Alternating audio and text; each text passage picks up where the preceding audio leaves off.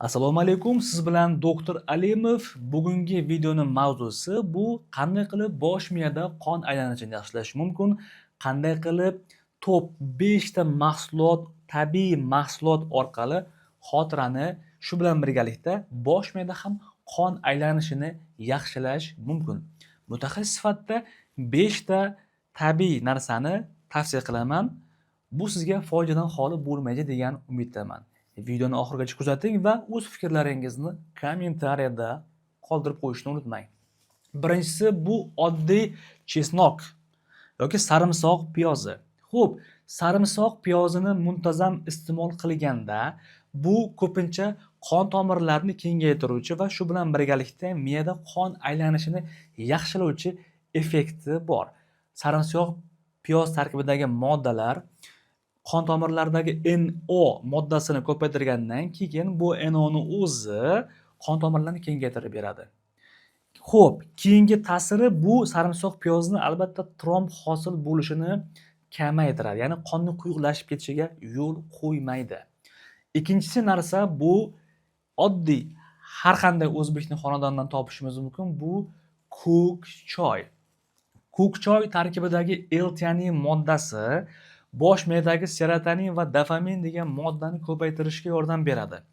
Bu nafaqat bosh miyada qon aylanishini yaxshilaydi, balkim bu bemorlarda tushkunlik, shu bilan birgalikda kayfiyatning so'nib qolishi, xotirani yaxshilanishini, diqqat va konsentratsiyani ko'paytirishga yordam beradi. Fikr kelib chiqadi, demak, ota-bobolarimiz bekorga ko'k choy ichmagan. Uchinchi narsa bu sitrus mevalari. Xo'p, hamma joyda ko'rishingiz mumkin. Malina, apelsin va boshqa sitrus mevalarini muntazam, regular iste'mol qilingan payti ularning tarkibidagi boy C vitaminlari va antioksidantlar bosh miya hujayralarida oksidlanish jarayonlarini yaxshilab beradi va hujayralarning erta qarishiga yo'l qo'ymaydi. To'rtinchi modda esa bu ko'pchilik biladigandek oddiy yong'oq. Xoh bo'lsin bu grek yong'og'i, xoh hind yong'og'i, o'sha keshu degan yong'oqlari bor yoki boshqa chaqa-chuqa yoki bodom tarkibida ham bosh miyani mustahkamlovchi moddalar juda ko'p. Misol uchun ulardan bittasi bu omega 3 va vitamin E.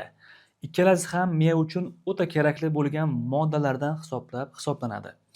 Yong'oqni muntazam iste'mol qilish bu haqiqatdan isbotlangan gap. Bu bosh miya va markaziy nerv sistemasini yaxshilash uchun ajoyib vositalardan biri hisoblanadi. Xo'p, qanchadan yong'oq yesam 1 kilo yeymi, 1 tonna yeymi? Yo'q, unaqa emas. Yong'oqni kuniga 2 ta, 3 ta, 4 ta, vaznga qarab 6 tagacha iste'mol qilish kamida 2-3 oylab bu asab sistemasida sezilarli ijobiy o'zgarishlarga olib kelishi mumkin. 5-modda bu esa tayyor turing, shirinlikni yoqtiruvchi insonlar uchun bu qora shokolad. E'tibor beramiz, qora shokolad.